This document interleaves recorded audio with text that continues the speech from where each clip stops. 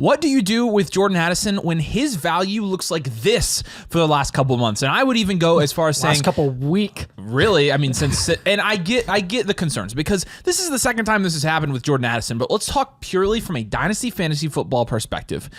Jordan Addison, and this one, first of all, seems less severe than the first one, if I had to guess, because you've got a lot less, like, he definitely was doing this, he definitely was doing that, blah, blah, blah. It's also in California, where pretty much anything flies from a legal standpoint, so there's also that to keep in mind. But with that being said, from a dynasty fantasy football perspective, when you're looking at Jordan Addison and what his value has done in the last couple weeks, he's one of the biggest 30-day fallers on Keep Trade Cut and on flockfantasy.com/domain when you look at who has lost a ton of value.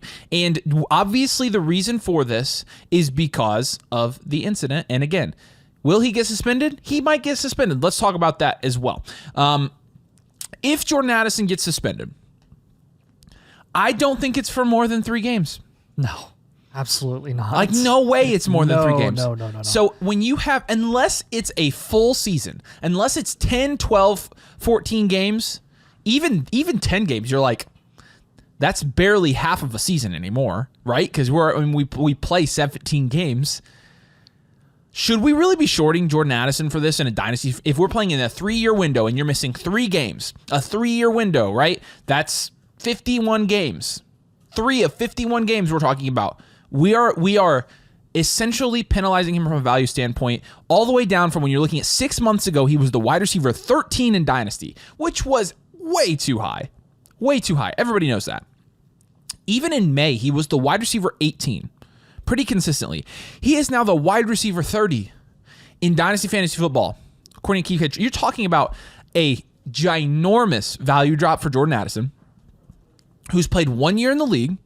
And in the 1 year he played, he was a wide receiver 2 on a team where they lost their quarterback midseason. He was playing with Justin Jefferson and TJ Hockenson for a good amount of that time, and he still was productive. He had 900 yards, 108 targets, 70 receptions, and 10 touchdowns in his rookie year. And this is the wide receiver 30 right now in Dynasty Fantasy Football. And you're talking about a 50% decrease in positional rank from 20 to 30 because of this.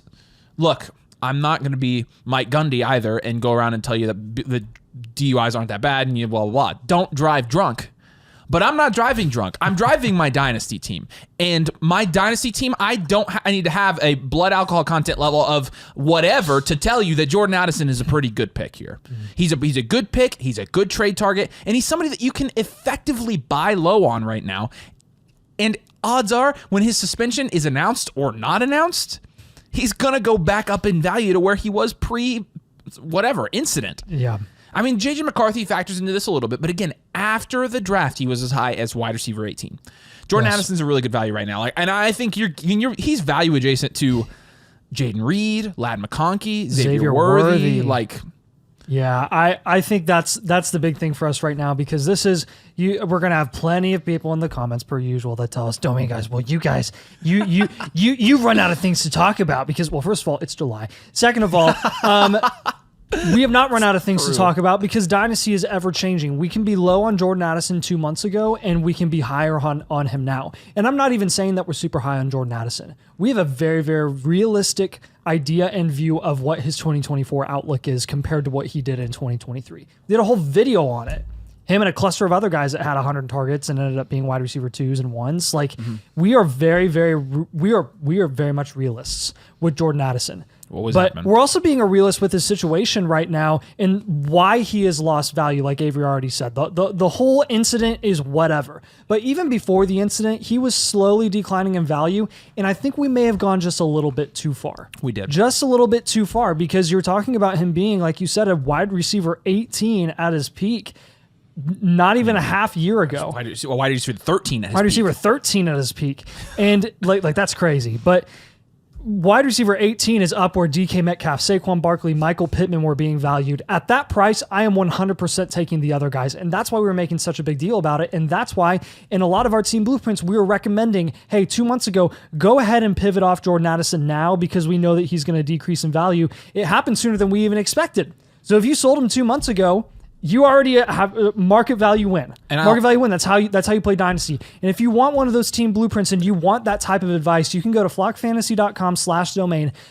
You can use code DOMAIN and get 30% off of any blueprint purchases. You get a free blueprint at sign up when you sign up for the annual Mother Flocker tier.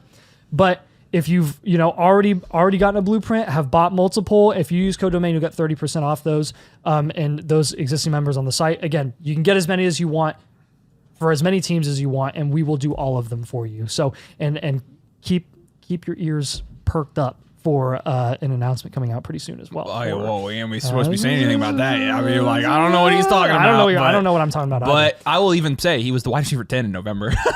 In Dynasty, yeah, that's when he was popping off, and everybody was like, "Oh, this guy's the truth. Man. This guy's the truth." I mean, he's very good. He's good. He's very but good. Again, like we've overcorrected.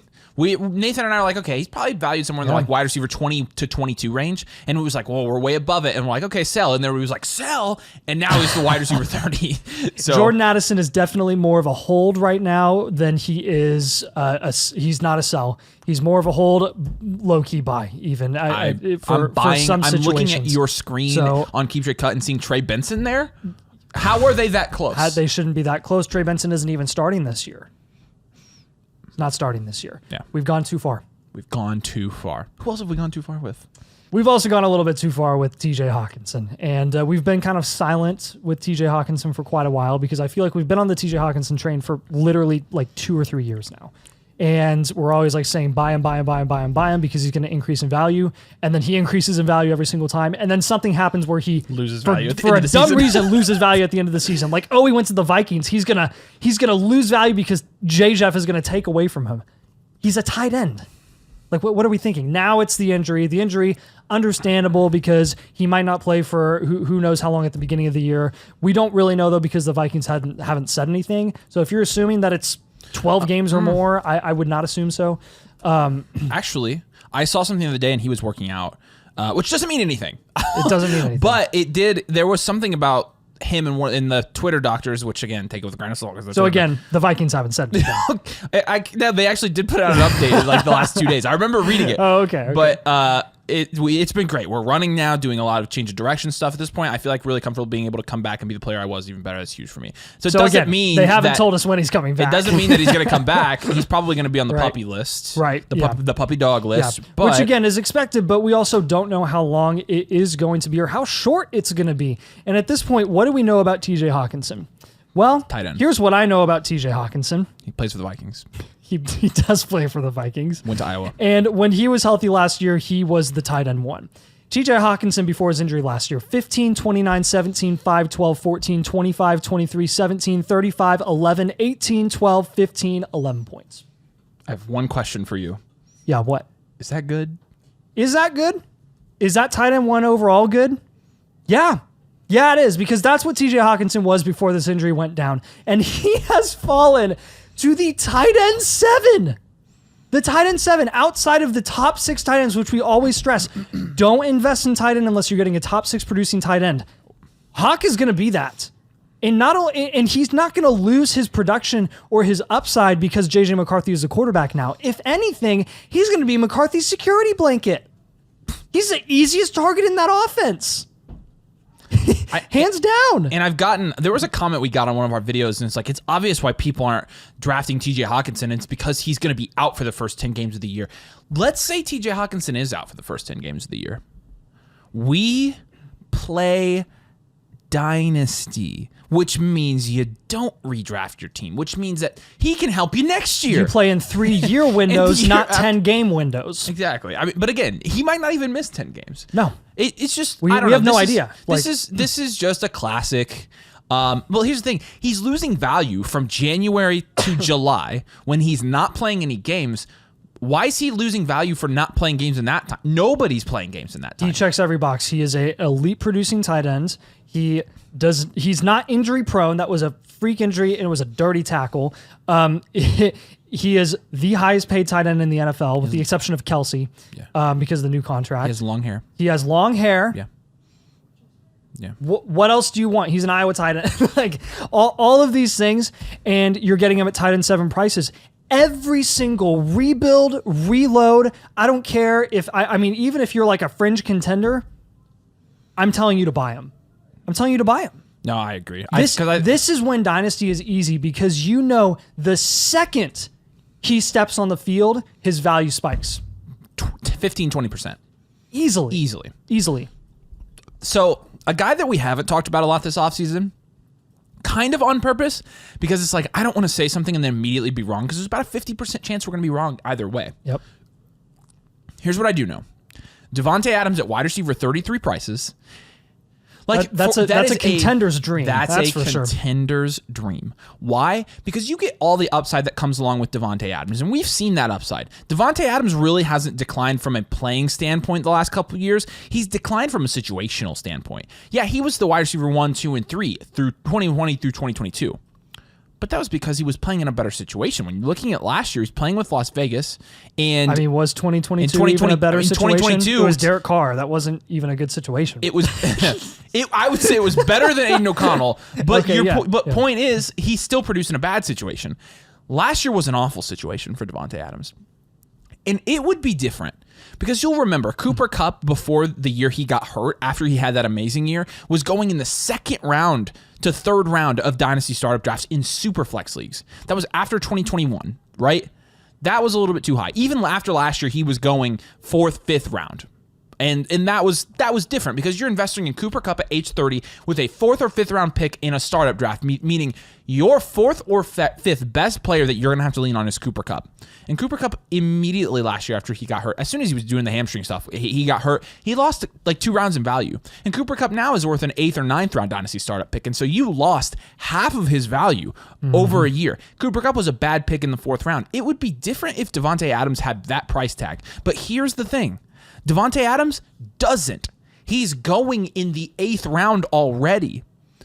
This is a guy that was a wide receiver 1. He was a top 12 wide receiver last year in a terrible situation. He's been a top 12 wide receiver for the past 4 years. But Aiden O'Connell, guys, I live in Indianapolis. I'm an IU fan. Aiden O'Connell, I don't want to get roasted for this. He's not a good NFL quarterback, guys. I know he's not bad. He's not good. Gardner Minshew is better, and Gardner Minshew will start there this year. Whether or not you think it's going to happen at the beginning of the year, Gardner Minshew will end up being the starter because that's what Gardner does when he's in situations like that. He typically wins out. Especially when they paid him that much money. Exactly. Again. But that situation last year was bad, and I think it could be better this year solely because the stability, even with the coach, even with the coach, like I think that last year, Josh McDaniels getting fired, them replacing Jimmy Garoppolo, Davante Adams. I mean, if you've seen receiver, you know he was clearly very frustrated with Jimmy Garoppolo, and honestly, rightfully so. Jimmy was not very good. But I think even coaching stability this year is going to give them a little bit of an upper hand with even look. And again, we know what his floor is because it doesn't get worse than last year probably. And his floor is a wide receiver 11 in fantasy. Yes, at some point he's going to regress from an age perspective, from a fantasy football perspective. But again, that is more than baked into his price. Because if you're a contender, you're paying these prices for Davante Adams. Again, an 8th round startup pick, Trey Benson, Keon Coleman, Will Levis, Michael Penix, who's not a starting quarterback, Baker, Deshaun Watson, Cooper Kupp, Amari Cooper, Terry McLaurin. Davante Adams has the highest upside in this range by a country mile, by a long shot. And if you're a contender and you can get him, this is flex spot value, meaning you can spend flex spot prices on him, put him in your flex, or start him and potentially be getting 17 plus points per game this year. He's a fantastic value. Yeah, and in my dynasty leagues, I want him on my teams. Because I think the 2 years of production he can give me is well worth paying 8th round price. Yeah. That's what I think. Yeah, I think it's getting there too. Again, we've gotten a little too far with him decreasing in value because of the situation. And you're looking at him, I mean, since he broke out his 3rd year in 2016, 12, 10, 13, 18, 11, 14, and then 8 touchdowns last year was the lowest he's ever had. And this is what Davante Adams does. Like his consistent touchdown volume inflow of opportunity in the red zone is just it's second to none. Yeah. Like this is where he makes his money. And I don't think that's going to change in 2024. I think it's just going to go up. The usage is going to go up. The targets are going to be the same. He's always 150 plus easy. And Gardner Minshew, by the way, those of you who think we're idiots for saying that Aiden O'Connell is going to be the starter, this is the Aiden O'Connell that led the Vegas Raiders to a 3-0 loss to the Vikings in December. And this is a guy that is now competing with a $25 million investment that the Raiders put into Gardner Minshew over the next 2 years. Gardner's going to beat him out. $25 million. 2 years, $25 million. Keep that in your head. 2 years, $25 million does not go to even the best backups in the league.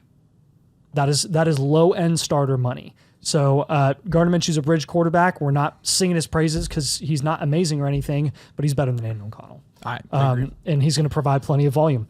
Next guy we're going to have here is Kirk Cousins. Speaking of quarterbacks, Kirk Cousins had this, obvious spike when he went to the Falcons and got that huge contract, and then he kind of declined a little bit just because people are scared of old dudes. And then Michael Penix gets drafted top 10 because the Falcons are insane and out of their mind, and they'd rather draft for 3 years down the road instead of now to get an impact player in the first round to go make a run for the Super Bowl.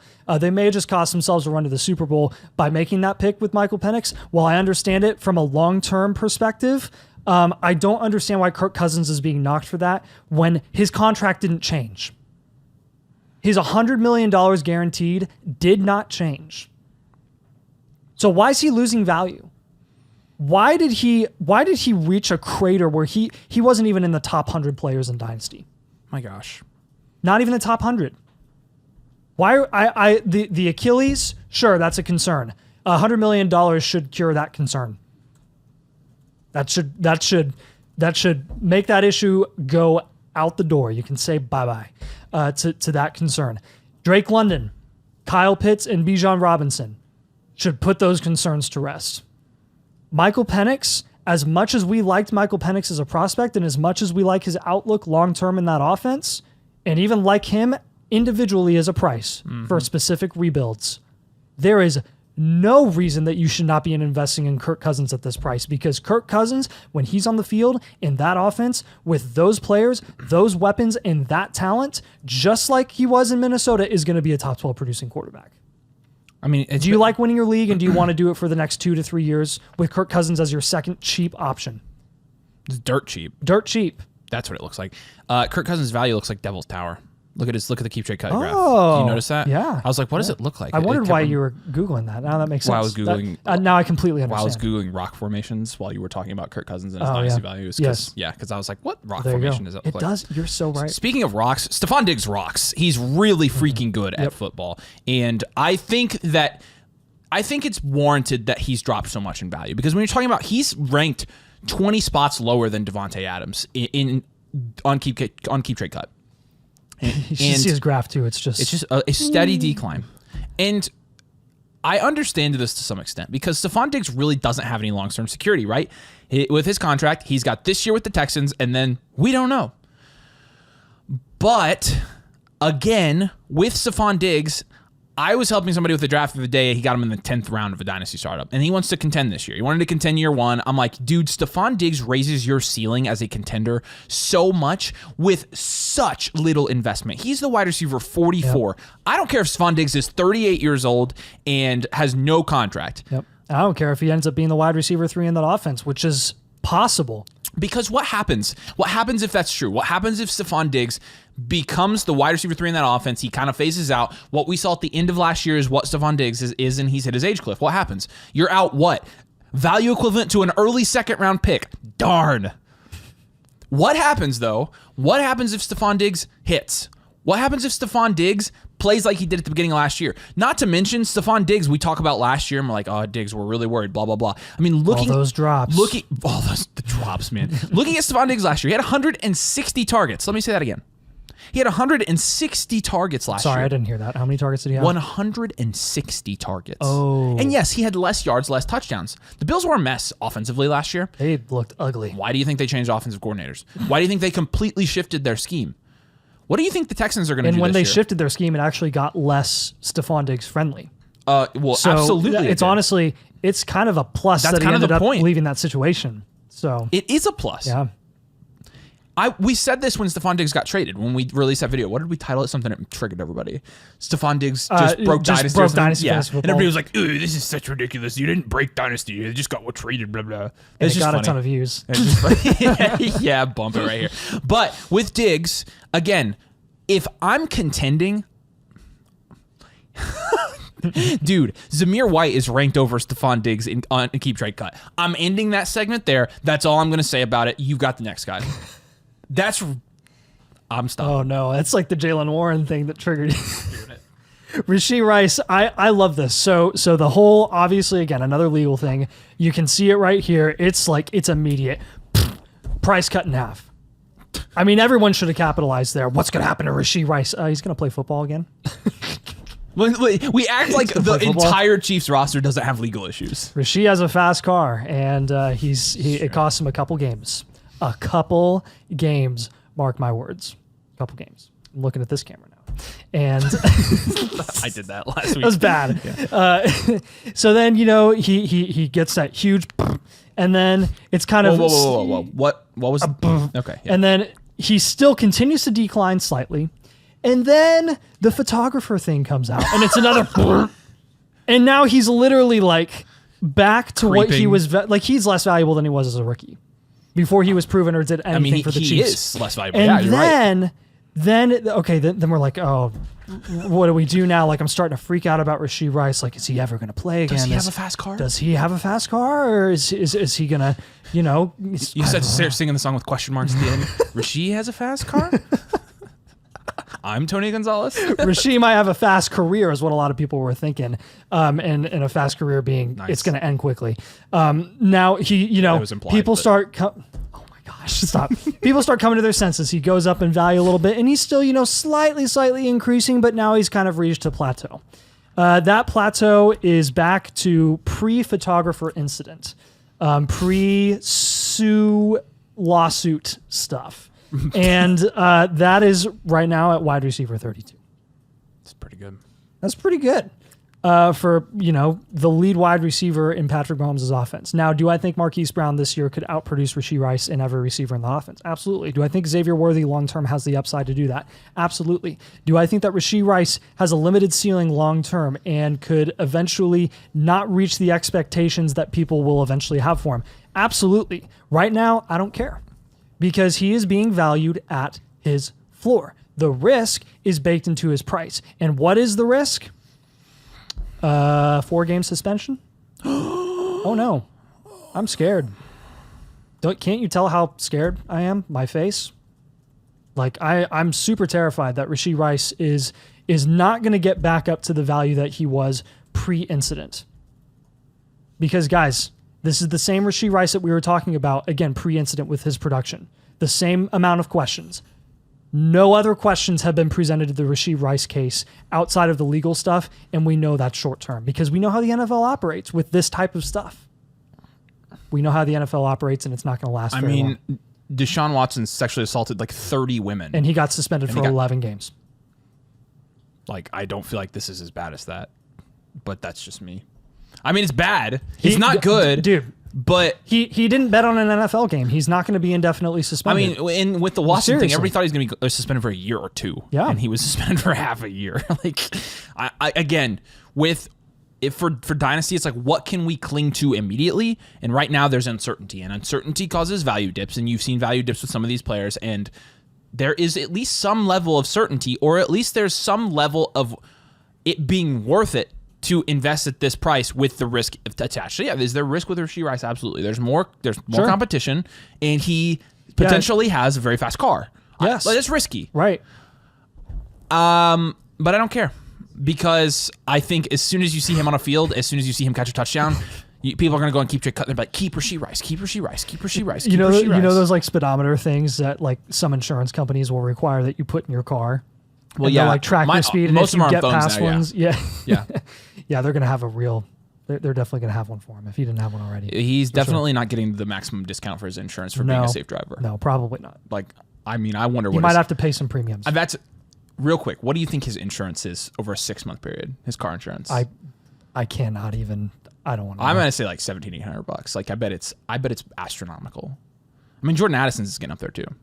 Yeah. Oh yeah. Addison might be on the same. Do you level. think we could sell insurance? I don't know. We sell blueprints over at flockfantasy.com/domain. I know we do that well. It's pretty much team insurance. All right. Make sure you subscribe and make sure you like the video. Thanks for hanging out while we do while we speculate over all these people who have lost value. So I think you might have gone too far. See ya.